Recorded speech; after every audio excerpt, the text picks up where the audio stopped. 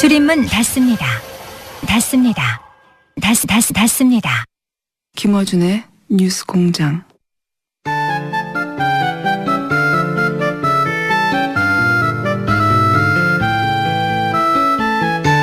저 누가 발견? 자, 노르가즘 정의당 노회찬 원내대표 나오셨습니다. 안녕하십니까? 예, 안녕하십니까? 예, 출입문 닫습니다. 어떻습니까? 기가 막힙니다. 지하철 탈 때마다 들을 수 있는 예. 지하철 공사에서 의문을 제기하는 거죠. 예, 출입문도 절규한다. 출입문 닫습니다. 예. 저희가 이 정도입니다. 곳곳에 숨어있는 닫스 비밀을 밝히는. 무엇보다 어제 대한민국 국민 중에 극히 일부만 참여했던 청와대 영빈관 만찬에 다녀오셨잖아요. 예. 영빈관 만찬. 그래서 제가 여쭤볼 게 많았었는데 식사를 못 하시고 나오셨다고. 아, 예. 제가 어제 그 노무현재단 강연이 원래 몇 달 전부터 예정돼 있어서 만찬 도중에 나갈 수밖에 없는 걸 양해를 구했어요. 청와대 측에. 근데 어제 정상회담이 길어지는 바람에 만찬이 30분 늦게 시작한 거예요. 그래서 제가 앞에 뭐 인사는 다 했는데 밥 나오기 전에 나왔습니다. 보리차만 마시고 나왔습니다. 보리차만 마시고. 아까운 기회를 놓치셨네요. 예, 뭐 그래도 뭐 예. 그럼 물어볼 게 없네. 그럼 만찬에 앉아 계시다 그게 나오신 거잖아요. 보리차 마시고. 예, 아니 그 앞에 이제 여러 오랜만에 보는 분들 많이 이제 인사도 나누고 이제 그런 건 다 했죠. 그런 거가 중요한 게 아니지 않습니까? 밥을 먹고 맛이 어땠나부터 시작해가지고 음식은 똑같은 거 먹었을 거 아닙니까? 만약에 먹는다면 그죠? 트럼프 대통령이 먹는 거나 그렇겠죠? 설마? 보통 그런데 예. 그렇죠. 예. 아깝네요. 괜찮습니다. 뭐. 어제 있었던 정상회담의 전반적인 뭐 평가를 한번 해보시자면요. 예, 미리 조율을 많이 했던 것 같습니다. 예, 그거는 그냥 이루어진 일이 아니거든요. 그렇죠. 예. 그리고 제가 뭐 그 전에 이 정부 관계자들 만나서 얘기 들을 때도 이제 그런 좀 의도나 이런 계획들을 들었는데 이 그 정상회담이 굉장히 중요한 하나의 고비예요. 그렇죠. 예, 여기서 또 트럼프 말폭탄 터뜨리고 하면 난리 나는 거죠, 우리도. 그래서 상당히 이렇게 이 뭐 자극적인 말을 갖다 안 하게 한다거나 또는 북핵 문제에 대한 언급, 북한에 대한 언급 또는 중국과 관계 또는 우리하고 일본의 특수관계에 대한 이해 이런 점에 관해서 좀 보이지 않는 그런 선에서 상당한 작업을 해온 결과가 어저께 드러난 게 아닌가 이렇게 보여집니다. 그런 우려되는 지점들에 대한 논의가 오랫동안 있었군요. 그래서 이제 우리가 보기에는 문제될 발언들이 전혀 안 나온 거의 없었다고 봐도 과언이 아닌데 사실은 그 코리아 패싱 없다는 발언이 국내 정치적으로는 의미가 있겠죠? 그렇죠. 이 코리아 패싱이라는 게 사실은 이게 우리 역사에서 코리아 패싱 대표적인 걸 얘기하라면은 1953년 한국 전쟁 중에 미국이 이승만 정부를 따돌리고 북한하고 이렇게 협상해가지고 휴전해버린 거예요. 휴전 협정 당사자가 아닙니다 우리가. 이게 말도 안 되는 전형적인 이제 코리아 패싱이고 이제 그래서 이승만이 반발해가지고 방공포로 석방하고 막 이렇게 한 건데. 절대적인 코리아 패싱이죠 사실. 그랬던 거죠. 전쟁하다가 협정을 맺는데 어떻게 당사국을 뺍니까? 맞습니다. 그런데 이제 지금에 와서 코리아 패싱이란 거는 이 한반도 문제를 해결하기 위해서 한국을 빼고 미국과 북한 직접 협상한다. 뭐 이런 건데 그럴 상황이 전혀 아니거든요.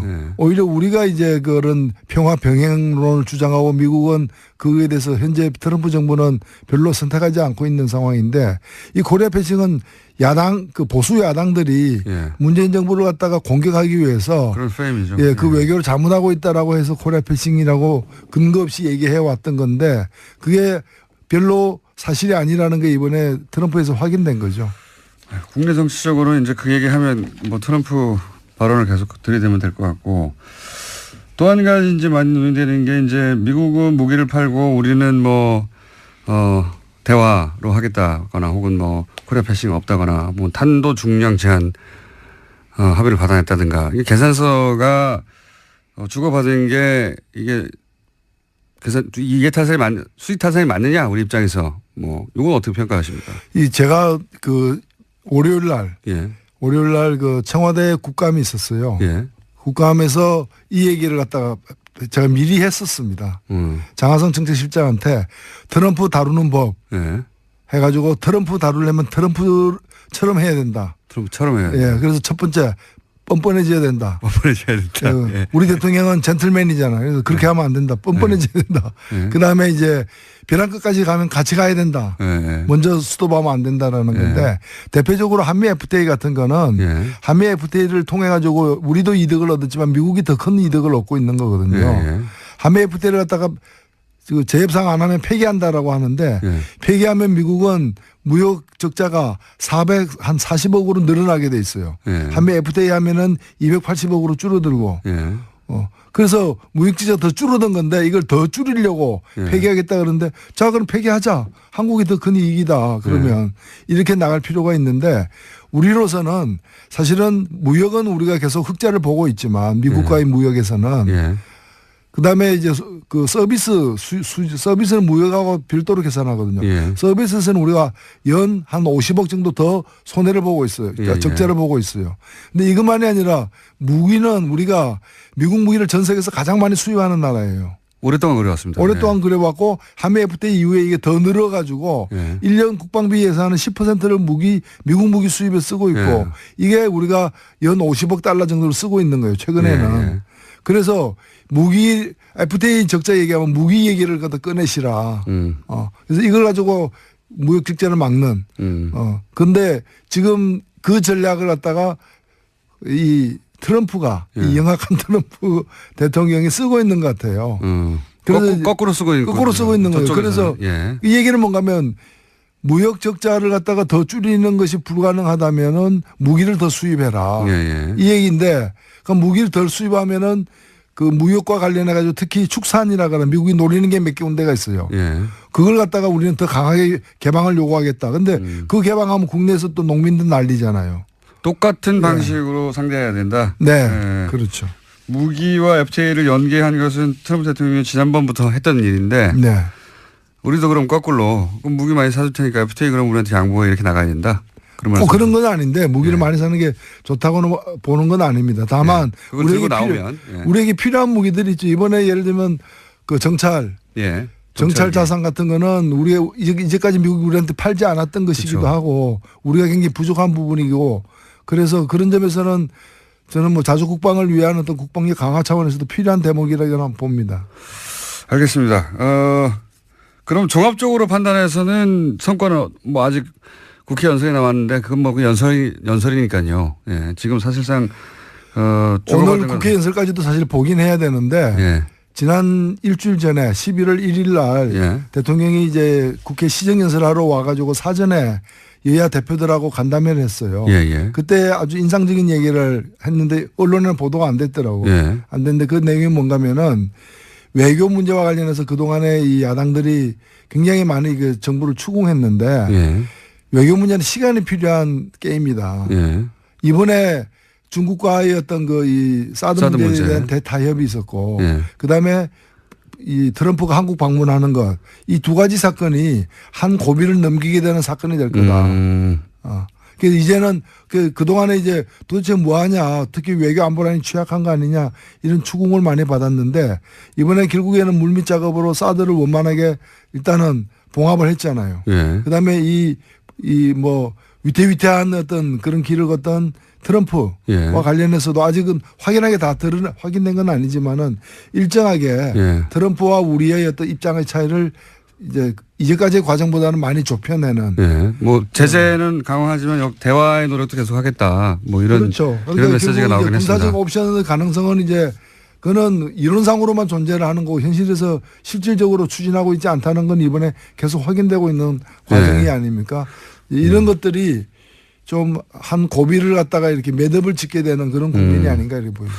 알겠습니다. 굉장히 중요한 그런 점에서 보자면 굉장히 중요한 전개가 될 방한이었다고 평가를 하시는 건데 그런데 그 중요한 자리에 어제 주호영 원내대표하고 안철수 대표가 같은 대표급에서 보실 때 참석을 안 한 거에 대해서는 어떻게 보십니까 각각?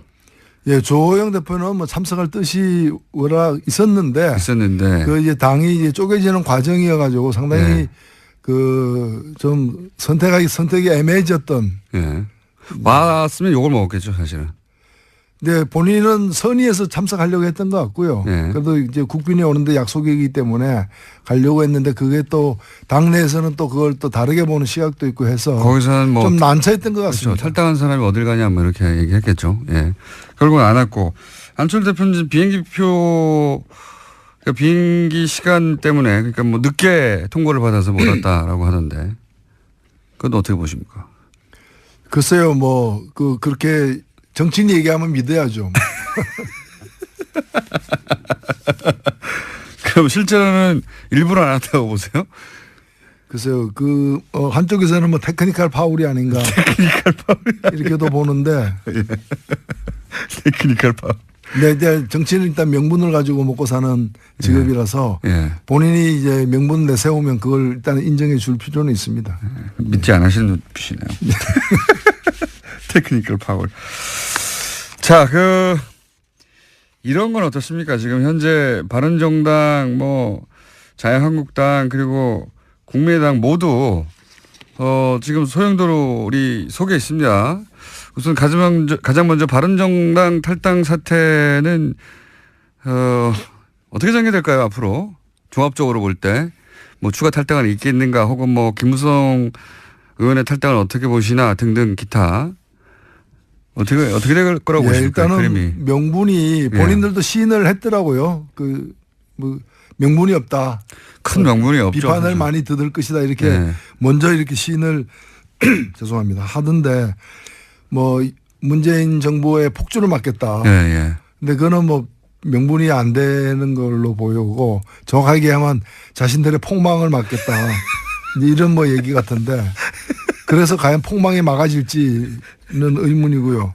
저는 안타깝게 생각하는 게 보수 혁신의 하나의 아이콘이었습니다. 그리고 뭐 충분치는 않지만 앞으로 노력에 따라서는 보수 혁신의 중심이 될 수도 있는 그런 집단이 이제 바른정당의 어떤 존재 가치였는데 그래서 기대치가 있었죠. 일정 정도. 그런데 이게 아직 그런 뜻을 갖고 있는 분도 이제 유승민 대표를 포함해서 있지만 나머지 분들이 지금 탈당을 함으로써 보수 혁신의 가능성이 낮아졌다. 20명에서 일단은 11명이 된 거 아닙니까? 보수 혁신의 한국 정치에서 보수가 스스로 혁신할 가능성이 20%에서 11%로 낮아졌다. 몇 명 더 나가면 더 낮아질 거다. 어디까지 낮아질 거냐? 저는 한 5%까지도 낮아질 수 있다 이렇게 보여집니다. 그렇게 전망하시는군요. 예. 그렇게 그런 수치를 말하는 사람들도 있고요. 실제 절대 떠나지 않을 사람 몇 명 쳐다보면 5명 정도 아니겠느냐. 그래서 저 5명이 될 것 같으니까 5%다 이렇게 생각합니다. 알아들었습니다. 그 정도는 제가. 김무성 의원의 탈당에 대해서는 사실은 보수 매체에서도 그런 기사들이 나와요. 김무성 의원은 뭐 탈당하다 맨 마지막에 나오거나 아니면 뭐 끝까지 유승민 의원과 같이 해야 되는 게 아니냐. 본인이 유승민 의원을 끌고 나왔는데 이런 얘기 있지 않습니까? 어떻게 보십니까? 본인이 직접 몇 차례 얘기한 것은 이제 명분은 없다. 그러나 지역에서 이렇게 지방선거에서 살아남아야 되는 그런 분들의 뜻이 일단은 가서 살자라는 것이고 그걸 거절하기 힘들다 뭐 이런 얘기 같습니다. 근데 이제 저는 이제 김무성 의원이 결국 유승민 의원을 마지막까지 남아있던 유승민 의원을 끌고 나온 당사자니까 적어도 유승민 의원에 대해서는 본인이 그랬던 사람으로서 최소한의 정치적 도의를 지켜서 같이 갔어야 되는 거 아니냐 이거죠. 다른 사람 8명을 보내더라도.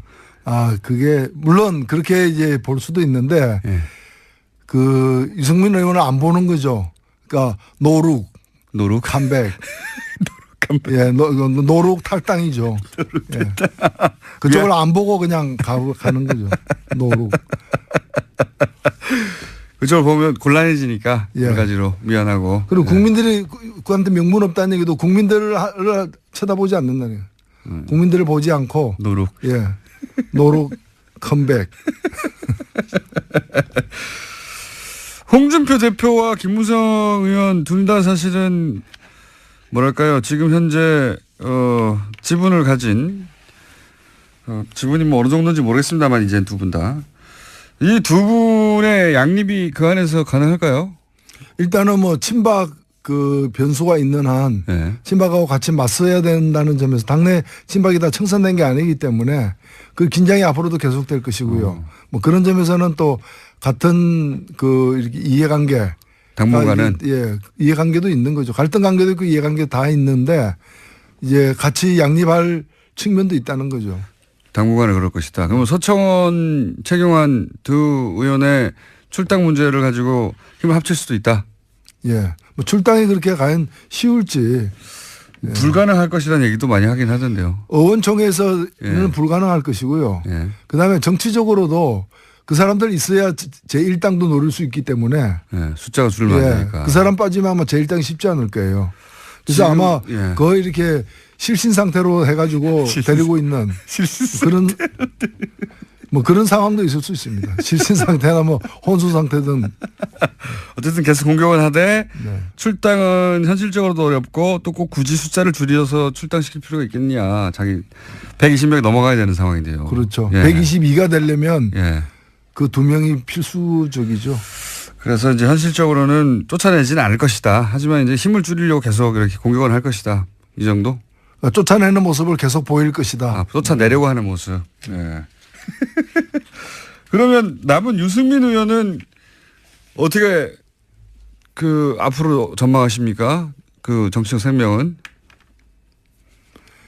예, 그거야 제가 어떻게 알겠습니까만은 저는 뭐 사적 필생이라고 봅니다. 그러니까 당장에 답이 있는 건 아닌데 당장에 답이 있으면 사적 필생도 아니죠, 사실은. 그런데 당장에 답이 없지만은 그 뭐 보수 혁신은 굉장히 중요한 가치이고 네. 또 필요한 어떤 노선이기 때문에 그 길을 뭐 어렵더라도 일단 견지하면서 그 후위를 또 도모해야 되는 거 아닌가 보여지고. 쉽지는 않아 보입니다. 예. 예. 다만 제가 안타깝게 생각하는 건 뭔가면은 그 특히 이제 안보관은 예. 혁신 보수가 갖춰야 될 어떤 안보관하고 예. 유승민 의원이 현재 견제하고 있는 이제까지 견제해 있는 안보관은 예. 저는 1차 그 바람직하지 않다고 봐요. 경제적 부분에서는 사실 상당히 진보적인 네. 뭐 개혁 보수라고 말해도 전혀 이상하지 않은 그런 따뜻한 보수를 주창하시는데 그게 이제 그렇게만 가면은 민주당하고도 차별성이 없고 그러다 보니 아마도 보수는 강하게 주장해야 된다 이런 의식이 있어서 그러신 건지 보수 그러니까 뭐 안보 정책 뭐 핵 문제 이거는 뭐 예. 자유한국당과 아니 그 안보라는 것이 그렇게 너무 완고한 어떤 예. 그런 강경한 어떤 이 대북관이라거나 안보관이 과연 개혁 보수의 어떤 노선이 될 수 있는가에 대해서 의문이에요. 자유한국당과 차이가 없죠. 그 부분에 있어서는. 예. 그렇죠. 핵 문제라든가 예. 뭐 전술에 가져야 된다고 또 얘기하고. 자, 그러면 국민의당은 어떻게 돼갈까요? 국민의당도 내부적으로 이제 안철수 친한과 이제 뭐 비한 반한 이 정도로 불릴 수 있는 세력이 이렇게 점점 서로 갈라지고 있는 것 같은데, 그죠? 예, 저의 국민의당이 어떤 특정한 어떤 이념이나 가치를 중심으로 모인 정치 세력이라기보다는 지난번 대통령 선거에서 문재인 후보를 거부하는 그리고 안철수 후보나 제3지대의 후보를 중심으로 모이고 싶은 사람들의 어떤 총연합군이었기 때문에 대선이 끝나면 이 당은 사실은 해산될 수밖에 없는 쪼개질 수밖에 없는 당인데 근데 이제 정치라는 게 하루아침에 또 어떻게 쪼개지고 이합집산하기 쉽지 않으니까 일단은 좀 표류하고 있는 상황이죠. 근데 안철수 대표가 이렇게 다시 그 당권을 잡음으로써 그 갈등은 이제 다음 대선까지는 어차피 표출될 수밖에 없는 그런 상황에서 지금 좀 빠르게 뭐가 나타나고 있는 것도 있는 거죠. 오히려 그 뭐랄까요 그 호남 중진이라고 표현할까요? 윤석열 의원 같은 분들에 대해서 나갈 테면 나가라 정도의 정확하게 그렇게 말은 하지 않았지만 그런 의미 해석될 말을 하는 거 보면 오히려 그렇게 호남 중진들이 나가주길 원하는 거 아닐까요 지금? 그래 그 자리를 또 바른정당으로 채운다든가 뭐 이런 식의 구상을 하는 거 아닐까요? 그렇지 않고서야 예, 뭐 그쪽에 이제 좀 미련을 이제 버리는 게 아닌가. 왜냐면은 그쪽을 계속 쌓고 있으면 이제 지금 안철수 대표가 가고 싶어하는 관심을 갖는 이 바다는 예. 바다 그 블루오션 안철수 후보에게 대표에게 블루오션은 그쪽이 아니에요. 예. 그렇죠. 그쪽이 아니라 이 예. 보수의 본토죠 사실은. 지금 그동안의 지금 진행되고 있는 적폐 청산을 복수라고 얘기하잖아요. 그렇죠. 이거는 자유한국당의 워딩인데요. 예. 그건 그야말로 자유한국당 내에 친박 중심으로 하는 거는 보수 강경파들의 시각이거든요. 예. 시각인데 그쪽에 추파를 던지는 거라고도 저는 보여지는 거고 향후에 다음 대선을 위해서도 확장해야 될 영역을 그쪽으로 보고 있다는 거죠. 그러니까 마음은 콩밭에가 있는데 그 콩밭이 호남이 아니라 이제 강경보수 쪽에 가 있다고도 보여집니다. 그렇기 때문에 그러면 그쪽으로 가면서 계속해서 그 호남을 껴안고 갈 수 있느냐 선택을 해야 되는 거죠. 그러니까 이쪽보다는 저쪽이 땅이 더 넓다고 보는 거고. 그런 딜레마에 부딪혔다. 네. 자, 지금 한번 지난 한 주 동안 정치면을 휩쓸었던 주요한 이슈들을 하나씩 짚어봤는데 저희가 하나 더 준비한 게 있습니다. 국감에서 의원님이 버럭하신 장면이 있어요. 일단 잠깐 들어보시고. 동성애 찬성하십니까? 동성애를 반대하십니까? 방금 이제 그 증인에 대해서 여러 질문이 하는 거는 국회의원 자유입니다만은 동성애자냐 아니냐, 동성애에 대해서 어떻게 생각하느냐 밝히라고 하는 거는 헌법 제9조 모든 국민의 양심의 자유를 지닌다라는 그 헌법의 기본권 조항에 침해하는 겁니다. 뿐만이 아니라 다른 나라에서는 실제로 형사처벌의 대상입니다. 그걸 좀 아셔야 될 것 같은데. 자, 이 상황이 어떤 상황입니까? 김정재 의원이었죠. 근데 이분이 동성애에 대해서 좀 지나칠 정도로 동성애 정책에 대해서 자기 의견을 얘기할 수는 있는데 당사자 국가인권위원장에게 동성애 찬성하냐 반대하냐 그리고 동성애자를 갖다가 어떻게 생각하냐 이걸 갖다 계속해서 반복적으로 강압적으로 이렇게 물어가지고 제가 그 자체가 인권유린이다. 헌법의 그 양심의 자유를 갖다가 침해하는 것이고 다른 나라는 그 자꾸 추궁하면 그 자체가 이제 처벌 대상이 된다. 뿐만이 아니라 국가인권위원회가 해야 될 일이 저런 질문 단속하는 일이다. 그러라고 국가인권위가 있는 거다. 실제로 저기 차별금지 조항에도 그렇죠. 어긋나는 것이거든요. 그래서 그런 지적을 했었죠. 자, 질의 과정에서 이제 문제 제기를 하고 컷을 하신 분이 노회찬 의원이었습니다. 그래서 저희가 한번 들려드렸고 그런 일이 국회에서도 이런 일이 계속 돌아가고 있습니다. 잘 안 알려져서 그렇지. 안 알려져서 그렇지. 여기에 나와서만 발언하시는 게 아니에요. 잘 안 알려지더라고요. 국감에서 벌어지는 일들이 요즘은. 아유, 국감에서도 얘기를 많이 했습니다. 많이 했는데 보도가 좀 덜 돼. 여기는 보도가 잘 되는 편인데. 그래서 뉴스공장에서만 얘기하는 거 아니냐 그러는데 얘기는 계속 많이 하는데 보도가 이제 덜 되는. 말 나온 김에 마지막으로 한 가지만 여쭤보자면 자유한국당 전유경 의원이 이제 청와대가 운동권과 주사파에서 장악됐다 이런 얘기 했지 않습니까? 그 대목은 어떻게 평가하십니까? 저는 그게 그렇게 생각한다면은 그분은 빨리 망명을 해야 되는데 그렇잖아요. 그리고 아니면 그 투쟁을 해야죠. 자유민주주의 회복을 위해서. 그런데 청와대가 어떻게 주사파에 의해서 장악됐다고 생각하면서 편안하게 밥도 먹고 잠도 자는지 저는 이해가 안 가요. 주사파에서 장악됐다는 것은 준 북한이 됐다는 얘기거든요. 아, 그렇죠. 그런 의미거든요. 그러니까 그 정권 하에서 어떻게 그렇게 활보를 하고 있느냐, 평안하게. 요즘 사실 한 30대까지는 주사파가 뭔지도 모릅니다. 이게 언제적 단어인지 모르겠는데, 그래서 비서실장이 이제 좀 발끈했죠. 그렇죠. 주사파의 의미는 과거 군사정권에서 학생운동하는 사람들을 이제, 김일성의 지령을 따른 사람이다. 그래서 전두환 정권 때 당신은 뭐 했느냐, 뭐 했는지 모르겠지만. 그렇게 되묻는 거죠. 지적을 했었죠. 그 시절에 만들어진 이제 용어거든요. 김일성의 지령을 따르는 사람들 이런 의미입니다. 이게 말하자면. 그렇다고 이제 공격을 하니까 발끈할 수밖에 없는 거고 거기에 대해서 의원님은 그럼 큰일 나는데 우리나라 망명해야지 어떻게 했냐고. 예. 고급스러운 디스였습니다.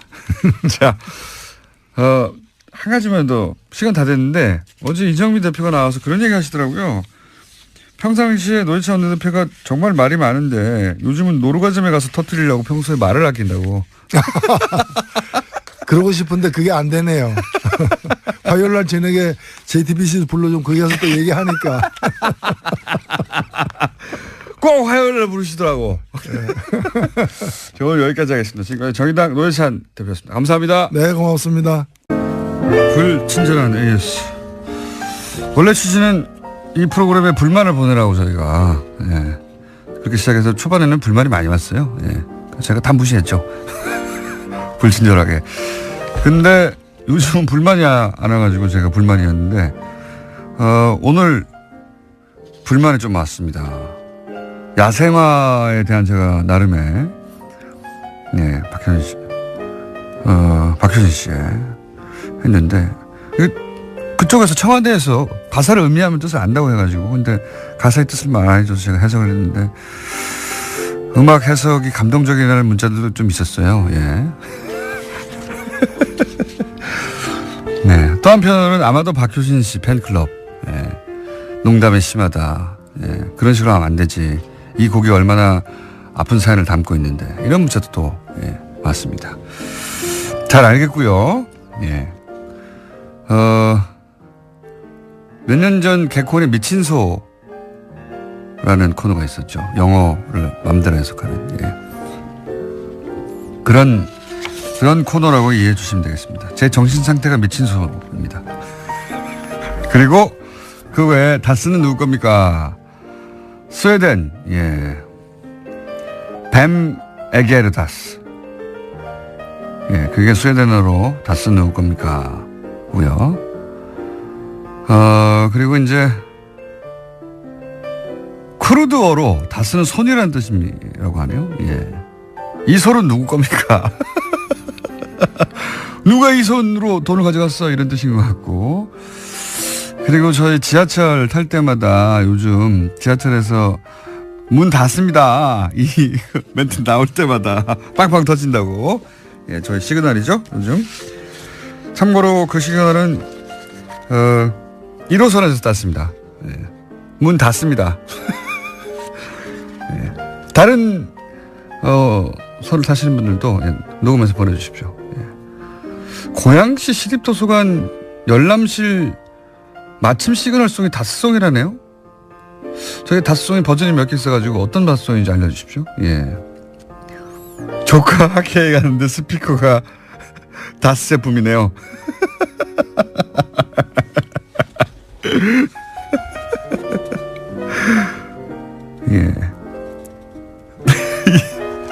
충남 아산시 시민로 4가 MB 노래방이 있습니다. 이건 누구 겁니까? 여기까지 하겠습니다.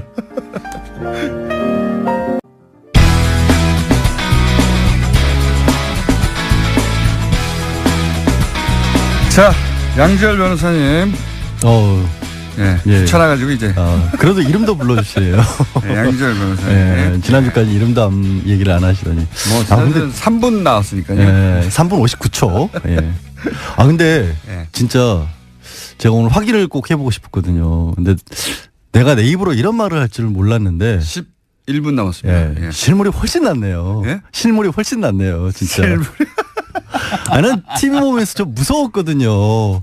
저 사람이 내가 알던 그 사람이 맞나. 내가 평소에 함부로 개겼던 게 아닌가. 블랙하우스요? 근데 진짜 청취자분들께서도 오해하시면 안 될 게 실물은 봐줄만 합니다. 저도 화면을 보면서 전 제작진들이 그렇게 클로즈업을 많이 당긴 적이 있어요. 그래서 제작진이 안티 아니에요 혹시? 굉장히 폭력적이구나. 사람들한테 이런 비주얼 폭력을 가하고 이런. 좀 무서웠어요. 그러니까 저 같은 경우는 사실 어디 밖에 모임 같은데 가끔 이제 TV 보시고 와달라는 분들 계시거든요. 근데 잘 안 가요. TV 보다가 실물 보면 실망할까봐. TV에서 더 잘 나오는. 그렇죠. 하도 잘생겼다는 말을 많이 들어서. 공장장은 반대인이니까 많이 불러주세요. 실물을 보셔야 여러분 좀 안심하실 것 같습니다. 실물을 보면 범죄형은 아니에요. 그러니까요. 예. 생각보다 귀염상이에요. 예. TV에서는 굉장히 깜짝 놀랐어요. 저도. 그러니까 예. 화면 자체가 범죄적이라는 인상을 받았어요. 저도 그 얘기 했는데 폭력적이고 범죄적이다. 자, 오늘 주제는 이겁니다. 지난주 3분 나와가지고 잠깐 하다가 들어갔는데 국정원 돈 받았다는 거. 네. 예. 여기 관례다라는 초반에 보수정당에서의 이제 뭐랄까요. 예. 뭐 정치자금, 예. 통치자금, 예. 뭐 근데 어느 이제 정권이나 여기에 나와 있었다 이런 얘기 했었죠. 지금은 관례가 아니다고 하는 발례가 계속 나오고 있죠. 예, 뭐 재무팀장도 몰랐다고 하더라 그 돈을. 그러니까 소위 뭐 명절날 떡값으로 줬다거나 이게 아니라는 거죠. 몰랐다는 거. 아니 몰랐다고 그 하니까. 정치자금, 통치자금을 하려면 네. 그게 올바른 관행이 아니더라고 하더라도 받은 사람이 있어야 되잖아요. 그러니까요. 그러면 예를 들어서 지금 자유한국당의 정우택 원내대표 처음 얘기가 터졌을 때 지난 정권부터 있었던 통치 관행이다 얘기했는데 그러면 이렇게 얘기를 했어야죠. 나도 얼마 받았다 박 전 대통령한테. 아니 예를 들어 그런 사람이 없잖아요. 이런 거 있잖아요. 왜 무슨 명절날 그러니까 불러가지고 뭐 50만 원, 100만 원씩 줬다든가 뭐 그런 기록이라도 있으면 그런 해명이 되는데 사실 제가 초반에 예전에 수습기자 할 때만 해도 명절에 돈 받았어요. 기자들한테까지도 왔어요. 예전에는 그랬습니다. 예전에 진짜로. 정말로. 예. 근데 그게 정확히 김대중 정권부터는 없어진 걸로 알고 있어요. 90년대에 그랬었어요. 예. 98년도에 김대중 대통령이 그때 유명한 사건이 아세메인가 가려고 할 때 2억 원인가를 당시 국정원에서 현금으로 가지고 왔었다고 해요. 근데 예. 굉장히 야단을 쳐서 돌려보냈고 그 이후로도 전혀 그런 일이 없었고 노무현 정권 때는 뭐 아시다시피 만나질 않았으니까 국정원장을 그렇죠. 뭐 예. 받을 일이 없으셨죠. 근데 이 경우에는 이제 뭐 예를 들어서 우리가 경력금, 뭐 떡값 이렇게 부르는 돈으로도 쓴 게 아닌 것이 이 총무비서관 아래 그 재무팀장 돈 소위 말해서 관장하는 사람이 이 돈을 입출금하는 사람이 자기는 입출금을 안 하는 게 아니라 존재를 몰랐다고 하잖아요. 존재를. 근데 그 부분이 되게 신기한 게요. 사실 이제 검찰에서도 이 돈을 도대체 어디다 썼느냐를 쫓고 있거든요. 근데 보통 아시겠죠? 뇌물 사건에서 돈을 어디다 썼느냐 저는 뭐 없습니다. 일단 받았으면 그걸로 끝이지. 그걸 어디다 썼는지 알아서 뭐 할 거예요. 근데 왜 확인을 해야 되냐면 지금 말한 반론들 있지 않습니까? 혹시라도 이게 잘못됐더라도 그것도 잘못이지만 그거라도 어떤 정치적인 목적으로 쓴 게 아니냐. 통상적으로 정치적으로 이해할 만한 범주 내에 그렇죠. 있느냐 불법이라 하더라도. 그러면 통치자금 통치행위로 혹시 빠져나갈 수 있기 때문에 그걸 쫓고 있는데 아는 사람이 없는 거예요. 없어요 아무도. 아니 하다못해 이재만 비서관 이거를 얘기했던 본인도 제가 보기에는 이거는 약간 이재만 전 비서관도 자기 빠져나가려고 페인트라고 봅니다만. 그러니까 왜냐하면 이제 그랬으면 자기는 전달만 했다는 얘기가 되기 그렇죠. 때문에 모른다고 계속 반복하고 있긴 하지만 대부분의 사람들이 모르는 건 사실이에요. 그러니까 요 3인방만 일단 존재를 알고 그리고 3인방은 자기들은 이제 박근혜 전 대통령한테 줬다고 하니까 박근혜 전 대통령이 그 돈을 들고 누굴 줬을 리는 없으니까 그럼 배달하는 사람이 있을 거다 싶어서 이제 이영선 행정관을 소환 조사를 하죠. 했죠. 왜냐하면 이영선 행정관이 그 동안에는 경호관입니다. 경호관. 경호원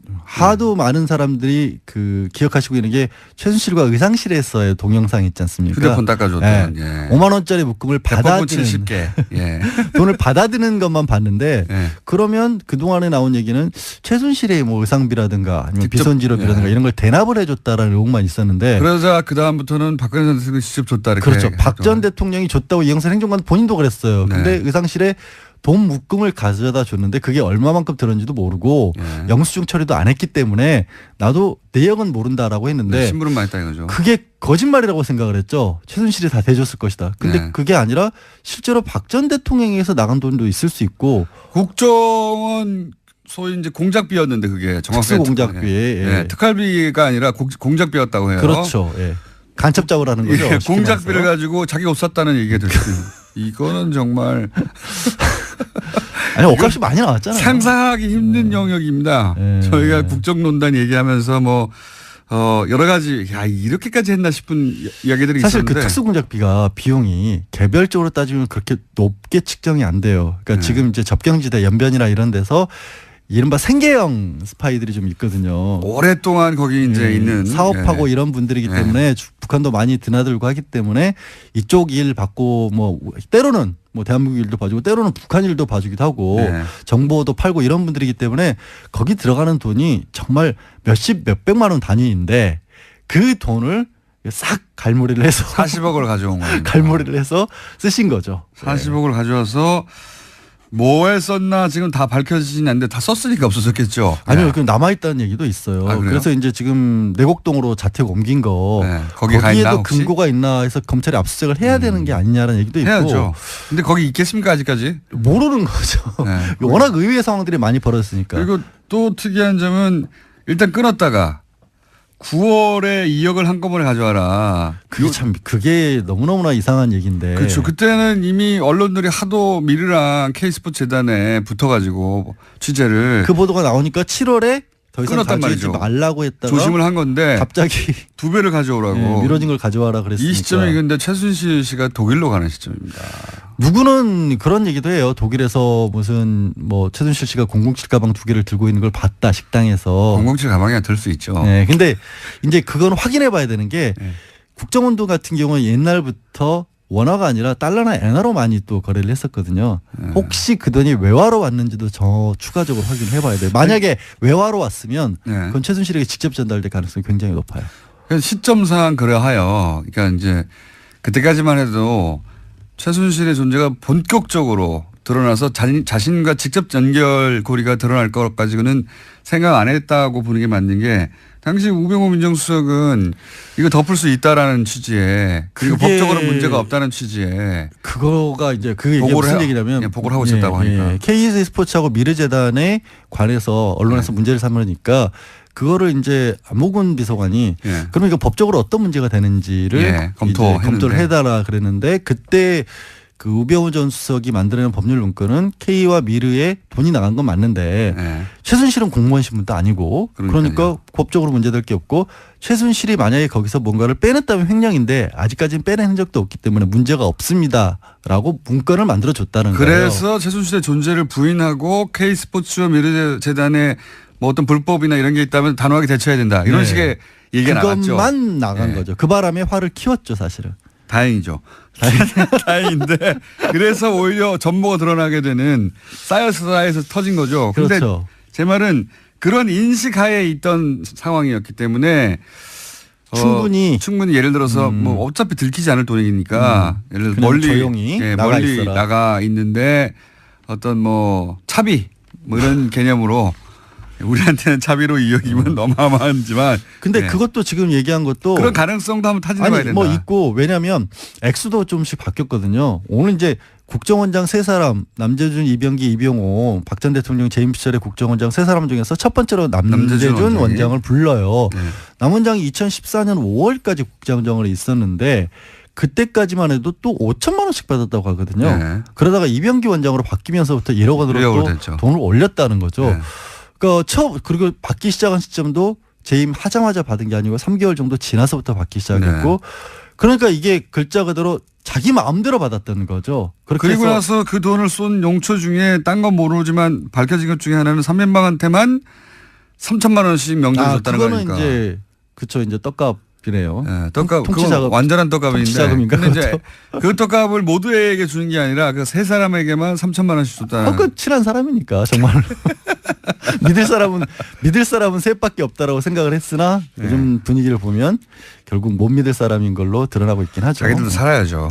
그러면 이런 지금까지 예를 들어서 그 3천만 원 줬다 또는 뭐 5천만 원씩 받다 1억씩 받다가 또 2억도 받고 용처를 알 수 없고 이럴 경우 현재까지 밝혀진 것만으로 적용할 수 있는 게 뭡니까? 국고손실죄는 명백해요. 국고손실죄. 왜냐하면 국정원에서 돈이 빠져나간 게 맞거든요. 명백한 것이고. 명백한 거예요. 1억 원 이상의 경우에는 국고손실죄 적용한다라는 형이 게 얼마나 됩니까? 그건? 판례로 나와 있고요.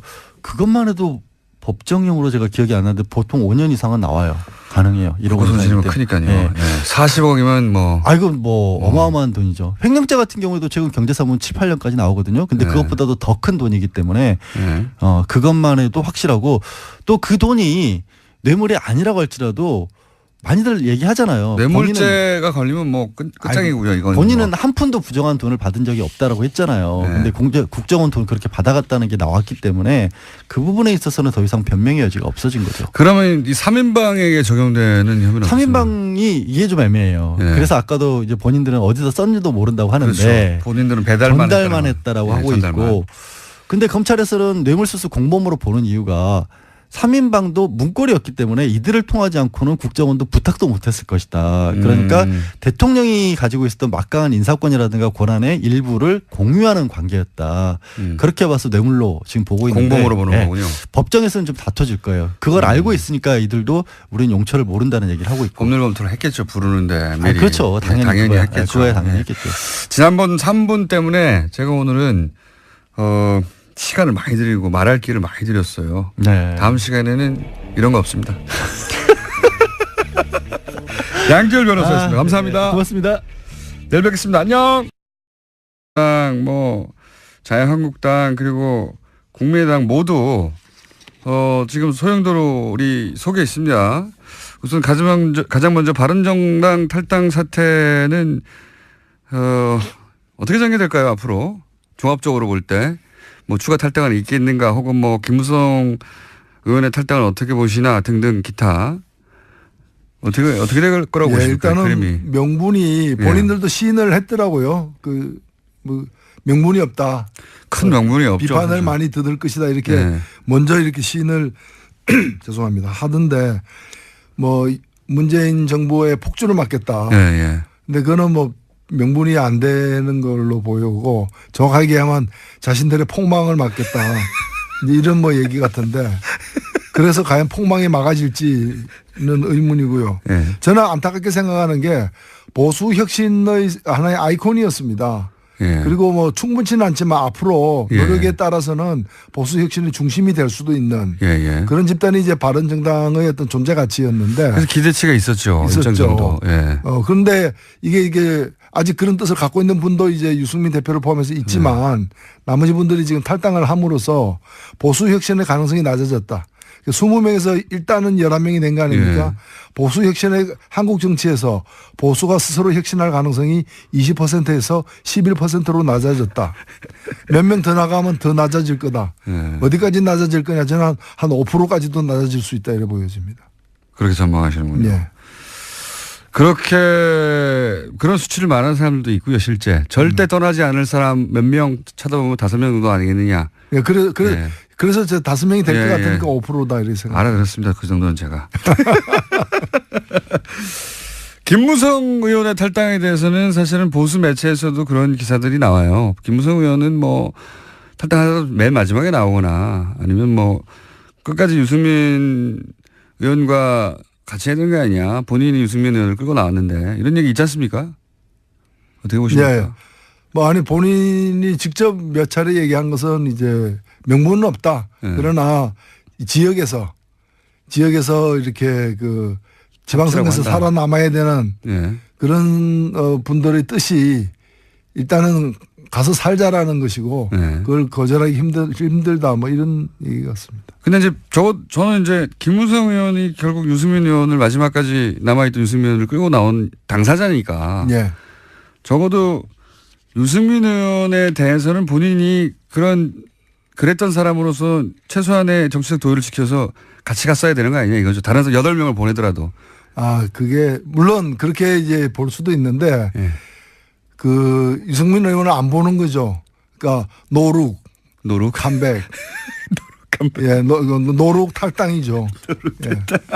그쪽을 안 보고 그냥 가는 거죠. 노룩. 그쪽을 보면 곤란해지니까 예. 여러 가지로 미안하고. 그리고 예. 국민들이 그한테 명분 없다는 얘기도 국민들을 쳐다보지 않는다는 거예요. 국민들을 보지 않고 노룩. 예. 노룩 컴백. 홍준표 대표와 김무성 의원 둘 다 사실은 뭐랄까요. 지금 현재 지분을 가진 지분이 뭐 어느 정도인지 모르겠습니다만 이제 두 분 다. 이 두 분의 양립이 그 안에서 가능할까요? 일단은 뭐 친박 그 변수가 있는 한 네. 친박하고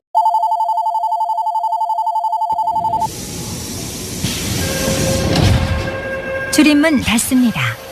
닫습니다. 닫습니다. 김어준의 뉴스 공장.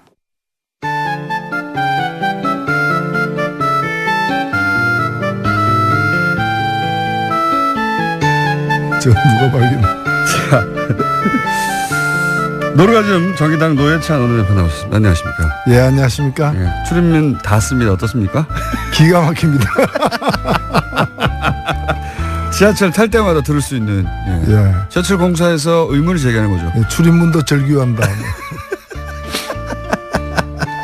출입문 닫습니다. 예. 저희가 이 정도입니다. 곳곳에 숨어있는 닫스의 비밀을 밝혀내는. 무엇보다 어제 대한민국 국민 중에 극히 일부만 참여했던 청와대 영빈관 만찬에 다녀오셨잖아요. 예.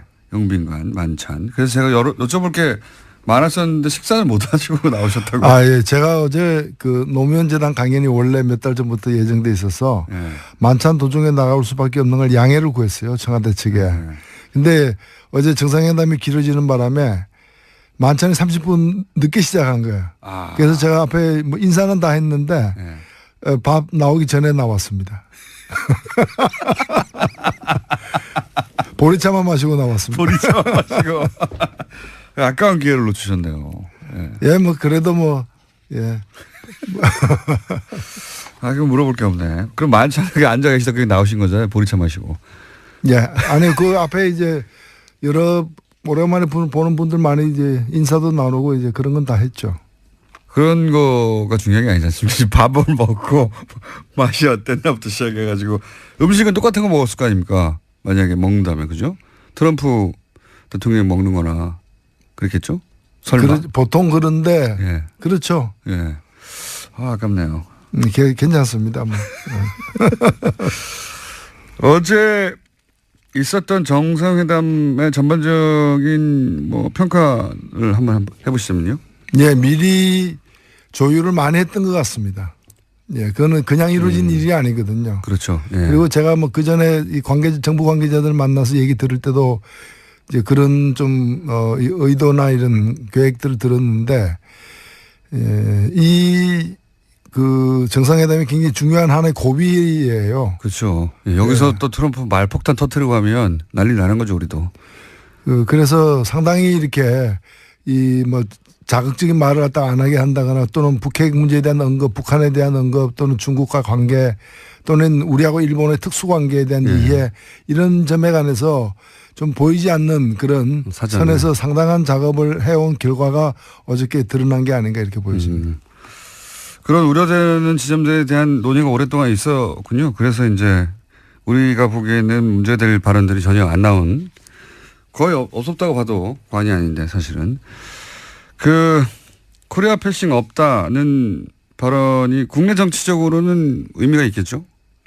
그렇죠. 이 코리아 패싱이라는 게 사실은 이게 우리 역사에서 코리아 패싱 대표적인 걸 얘기하라면은 1953년 한국 전쟁 중에 미국이 이승만 정부를 따돌리고 북한하고 이렇게 협상해가지고 휴전해버린 거예요. 휴전 협정 당사자가 아닙니다 우리가.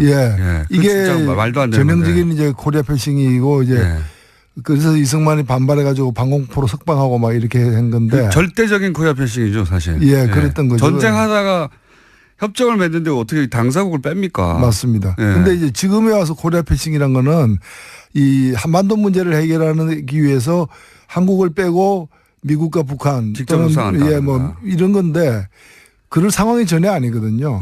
오히려 우리가 이제 그런 평화 병행론을 주장하고 미국은 그거에 대해서 현재 트럼프 정부는 별로 선택하지 않고 있는 상황인데 이 코리아 패싱은 야당 그 보수 야당들이 문재인 정부를 갖다가 공격하기 위해서 그런 프레임이죠. 그 외교를 잘못하고 있다라고 해서 코리아 패싱이라고 근거 없이 얘기해 왔던 건데 그게 별로 사실이 아니라는 게 이번에 트럼프에서 확인된 거죠.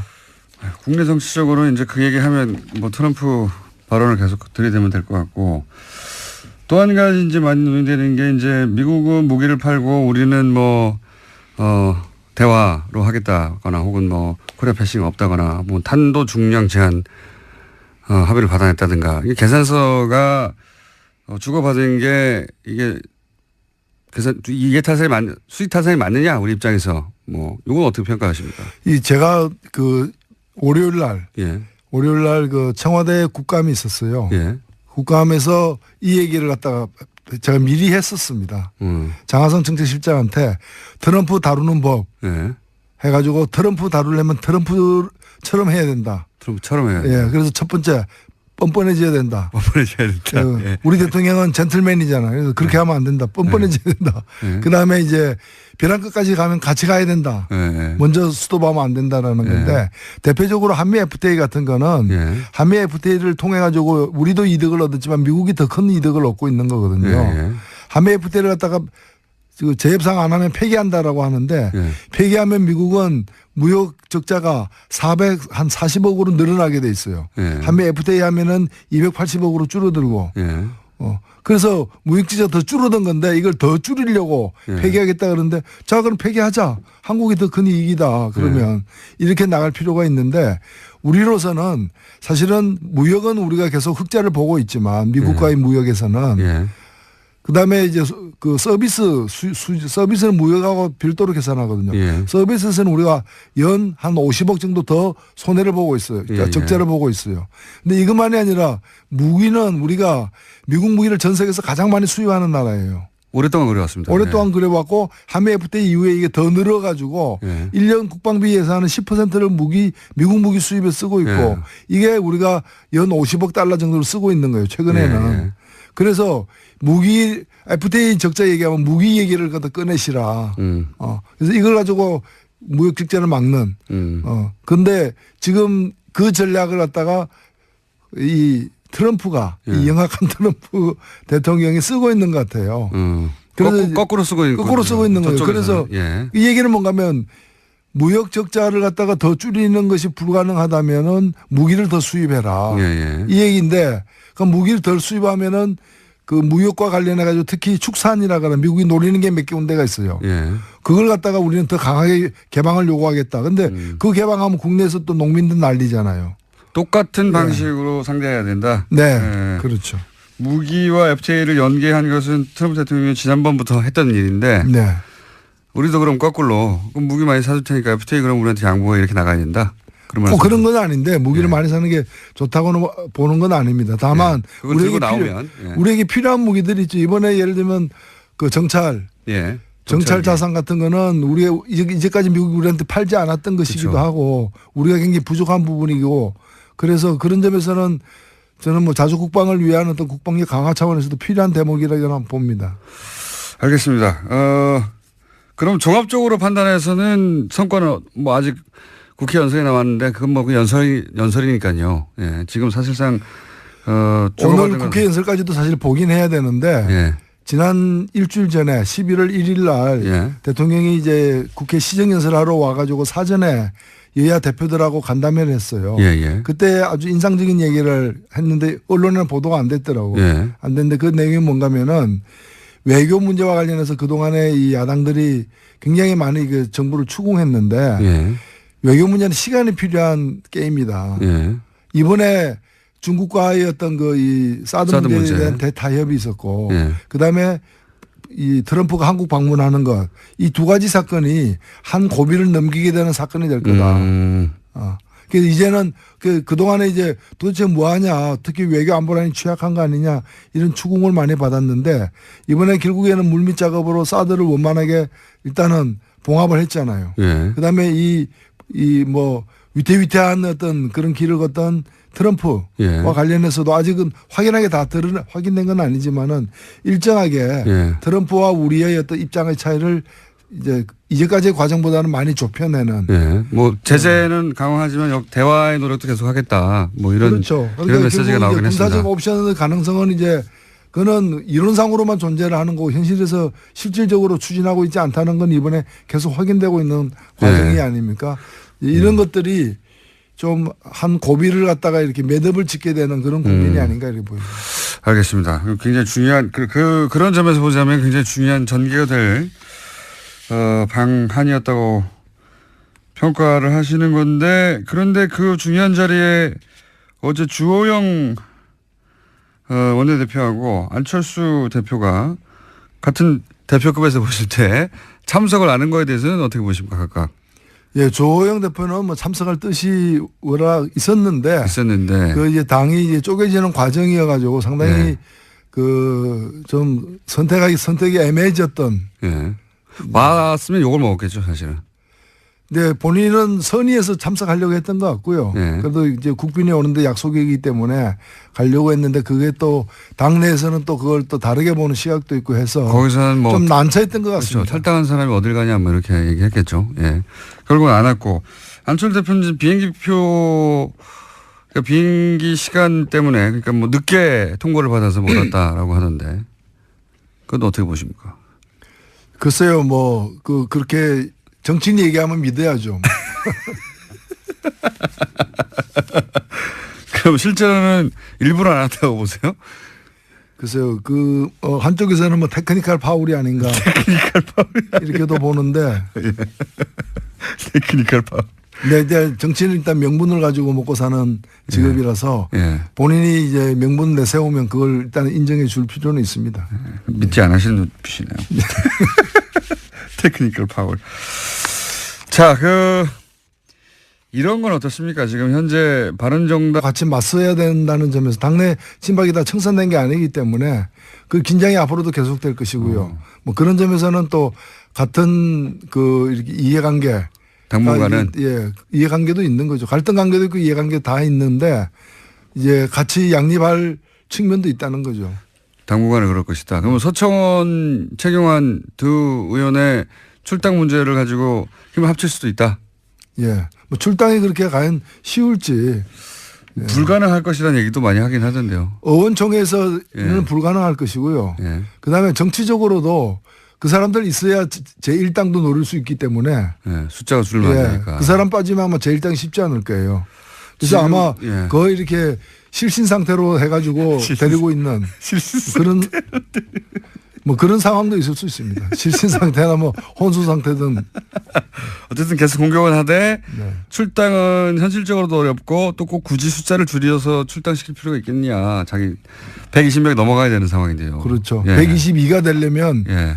그 두 명이 필수적이죠. 그래서 이제 현실적으로는 쫓아내지는 않을 것이다. 하지만 이제 힘을 줄이려고 계속 이렇게 공격을 할 것이다. 이 정도? 쫓아내는 모습을 계속 보일 것이다. 쫓아내려고 하는 모습. 예. 그러면 남은 유승민 의원은 어떻게 앞으로 전망하십니까? 그 정치적 생명은? 예, 그거야 제가 어떻게 알겠습니까만은 저는 뭐 사적 필생이라고 봅니다. 그러니까 당장에 답이 있는 건 아닌데 당장에 답이 있으면 사적 필생도 아니죠, 사실은. 그런데 당장에 답이 없지만은 뭐 보수 혁신은 굉장히 중요한 가치이고 또 필요한 어떤 노선이기 때문에 그 길을 뭐 어렵더라도 일단 견지하면서 그 후위를 또 도모해야 되는 거 아닌가 보여지고 쉽지는 않아 보입니다. 예. 다만 제가 안타깝게 생각하는 건 뭔가면은 특히 이제 안보관은 혁신 보수가 갖춰야 될 어떤 안보관하고 유승민 의원이 현재 견제하고 있는 이제까지 견제해 있는 안보관은 저는 1차 바람직하지 않다고 봐요. 경제적 부분에서는 사실 상당히 진보적인 뭐 개혁 보수라고 말해도 전혀 이상하지 않은 그런 따뜻한 보수를 주창하시는데 그게 이제 그렇게만 가면은 민주당하고도 차별성이 없고 그러다 보니 아마도 보수는 강하게 주장해야 된다 이런 의식이 있어서 그러신 건지 그러니까 뭐 안보 정책 뭐 핵 문제 이거는 뭐 자유한국당과 아니 안보라는 것이 그렇게 너무 완고한 어떤 그런 강경한 어떤 이 대북관이라거나 안보관이 과연 개혁 보수의 어떤 노선이 될 수 있는가에 대해서 의문이에요. 자유한국당과 차이가 없죠. 그 부분에 있어서는. 그렇죠. 핵 문제라든가 뭐 전술에 가져야 된다고 또 얘기하고.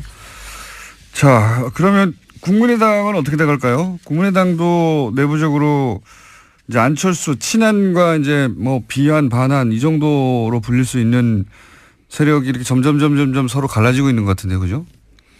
애초에 국민의당이 어떤 특정한 어떤 이념이나 가치를 중심으로 모인 정치 세력이라기보다는 지난번 대통령 선거에서 문재인 후보를 거부하는 그리고 안철수 후보나 제3지대의 후보를 중심으로 모이고 싶은 사람들의 어떤 총연합군이었기 때문에 대선이 끝나면 이 당은 사실은 해산될 수밖에 없는 쪼개질 수밖에 없는 당인데 근데 이제 정치라는 게 하루아침에 또 어떻게